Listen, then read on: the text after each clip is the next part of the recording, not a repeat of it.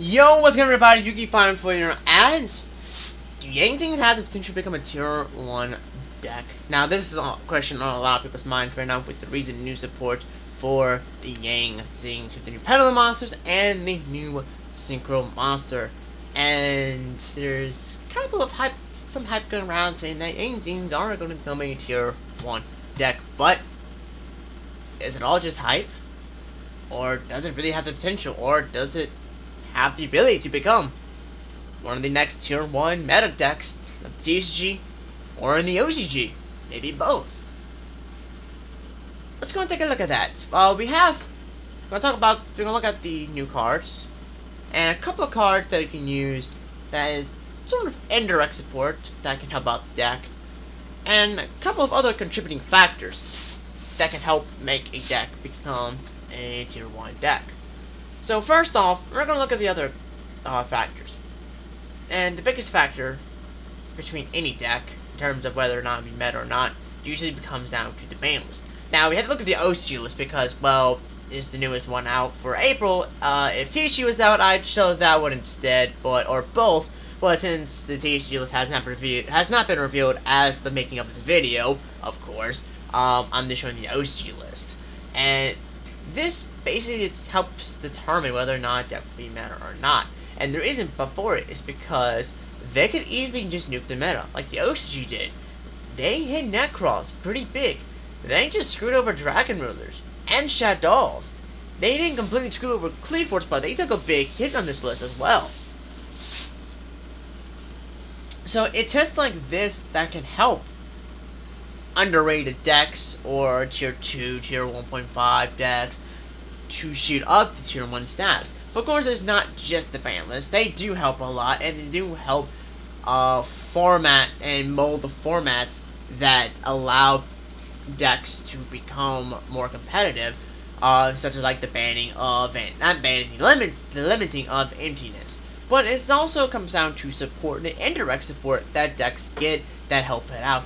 Big example is taking a look at Burning Abyss. The deck started out, it's pretty basic. It did some things, but then it skyrocketed due to the fact that it got a shit ton of good support. Things like Fire Lake and all that stuff, and allowed it to pretty much plus like no tomorrow and keep control over the game and be able to just kind of stun your opponent and just waste resources without really actually wasting them at all, because they can just get it right back. Necros kind of do the same thing. Cleaforce do the same thing. It's just, they're consistent and they just have the ability to continue to keep cards in their hand as well as keep cards on the field, and it just allows them to power through and kind of stall out what your opponent can actually do, what other decks can actually do. But excluding the ban list, will the Zings do things in support kind of help you with these situations? And are there any indirect support cards that can help benefit the deck? Well, let's first take a look at Zephyr Fuchsi Treasure the Zing. Now, the pendulum effect doesn't really matter due to the fact that, well, we're mainly looking at the monster effect. The fact that they got 2 pendulums does help with the deck, but we're not going to take a look at that right now. We're going to mainly look at their monster effects. If this card is pendulum summon or summon from the deck, you can target one Zing or Zephyr monster you control, except for himself. It is treated as a tuner monster this turn. Also, place this card on the bottom of the deck when it leaves the field. You can only use this effect of treasure once per turn. So pretty much it allows the Zing to have an infinite supply of tuners, making any of your non-tuners a tuner monster such as Suwani, Toiti, Bixie, and all of that stuff. It allows them to become a tuner monster.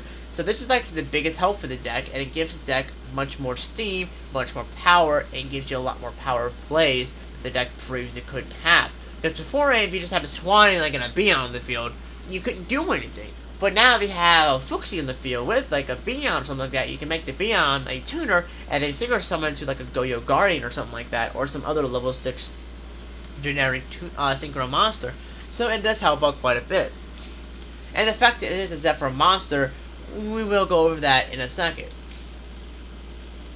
Next up we have Secret of the Zing Zephyr Chunuin, I think is how I pronounce it. It's a scale of 7, so of course, allows you to pendulum summon. And we're not going to worry about the Pendulum effect again. It means when you want to go with the monster effect. When he's Pendulum summoned, or when this card in your monster zone is destroyed by battle or by card effect, you can add away Zing or Zephyr spell a trap card from your deck to your hand. Now this is very beneficial because you can easily gain things such as the Zing path, which is basically your pot of average for the deck. And I actually have my Zing deck right here next to me, and wow, my paths are pretty much like right next to each other, which is kind of ironic. But it allows you to get your pot of avarice and allows you to recycle your deck even more. And the fact you can add a trap card as well allows you to add things like brutality, as well as the also popular Zing Creation, which is one of the best trap cards the deck actually has, and allows you to pretty much float almost infinitely, pretty much. Now, the biggest thing with these guys is the fact that they are pendulum monsters. Again, they allow you to pendulum summon, allow you to go off, and they allow the deck to be a little bit more aggressive than it usually has been.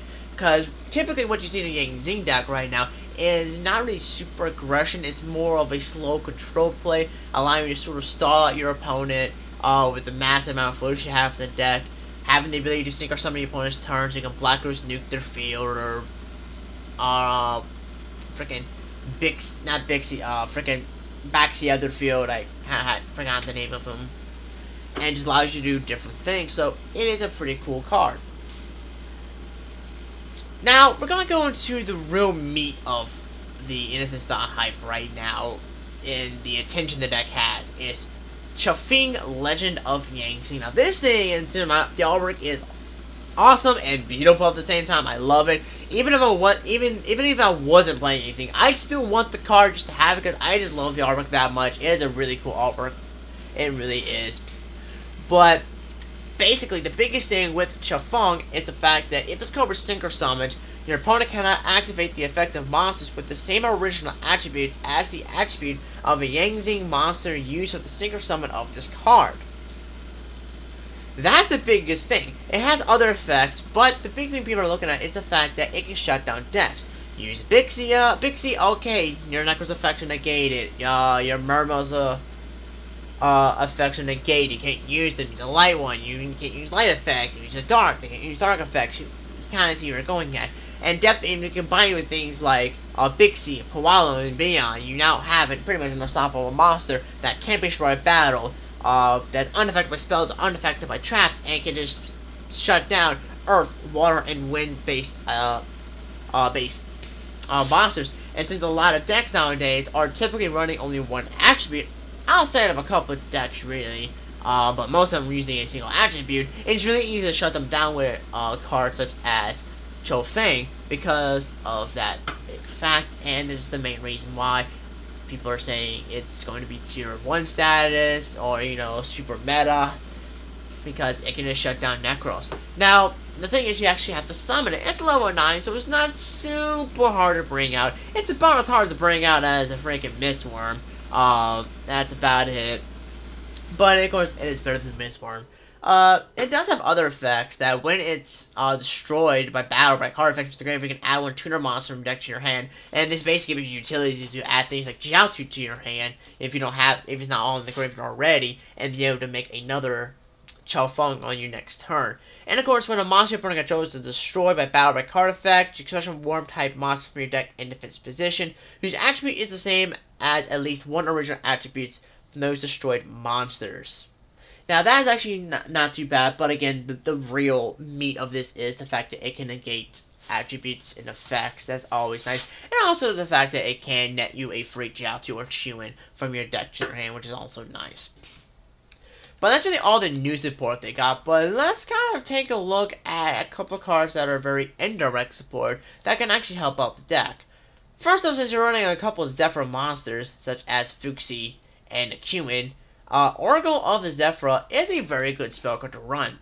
Pretty much the fact that you activate, you can search out your Fuxi or your Cumin from your deck, and if you have either the other one in your hand, you can now perform a Pendulum Summon.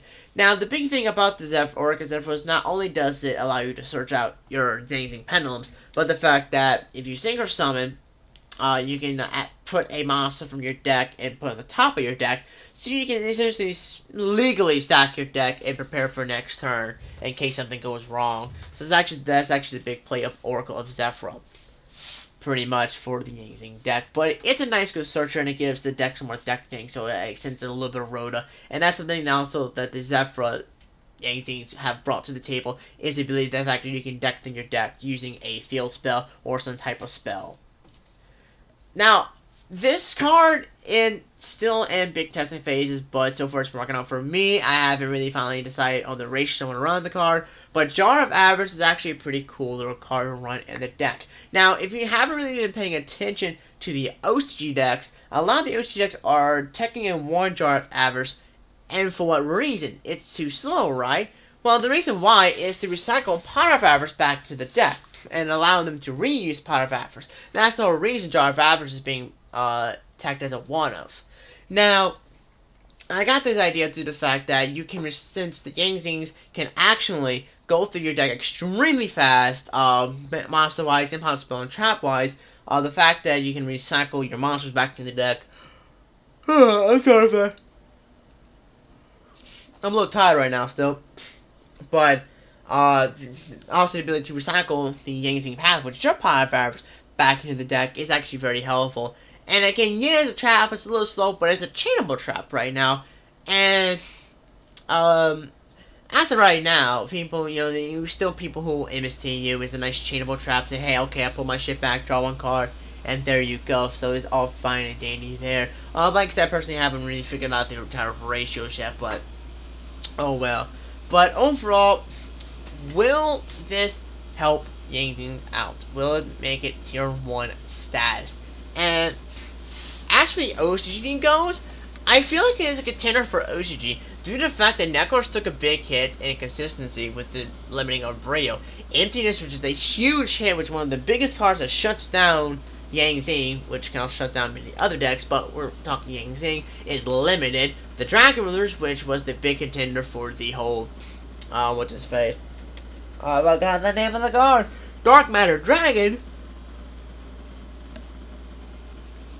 Or now banned, so Dark Matter's not going to see a lot of play anymore. Clifford's took a hit, as well as Shadows are pretty much neutered with the banning on construct. So, in terms of OCG, I feel like the deck has a good chance of becoming tier 1, or at least seeing more play and topping more. If not tier 1 status, you'll start seeing it pop up more. As for the THG, I can't really say for sure due to the fact that there's no ban list right now for April as of now. Of course, it could be released right after I upload this video, like 5 minutes later, hey, the ban list is out, but oh well. Too late said, nah, I don't really care, but as of now, we don't really know. As the ban list does play quite a big role in determining whether or not a deck becomes tier 1 or not, due to the fact of what's been hit, what's unlimited, and all that stuff. What decks are getting more support. But I do feel like in the future, if not this far, I feel like Zings have the potential of becoming a tier 1 deck. Due to the fact that they now got some more power plays using the Zephyr cards. They have a nice good monster that can stop a lot of decks just by using any attribute. Zings have a lot of attributes they can actually feed off of. Again, I apologize, but like I said, I'm tired.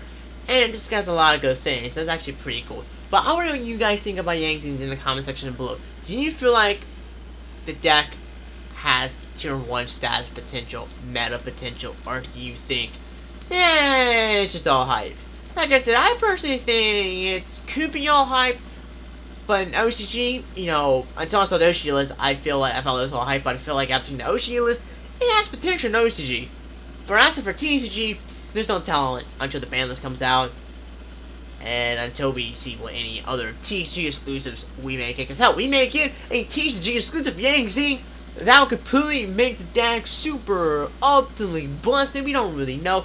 But anyway, I want to know what you guys think on this topic, whether or not you feel like Zings will have a potential of becoming tier 1, have that possibility, whether or not they're almost there, or you feel like they're there. We just have to wait and see what comes out in TCG. So anyway, give me your thoughts on that, and I'll see you guys in the next video whenever I get that out. Bye.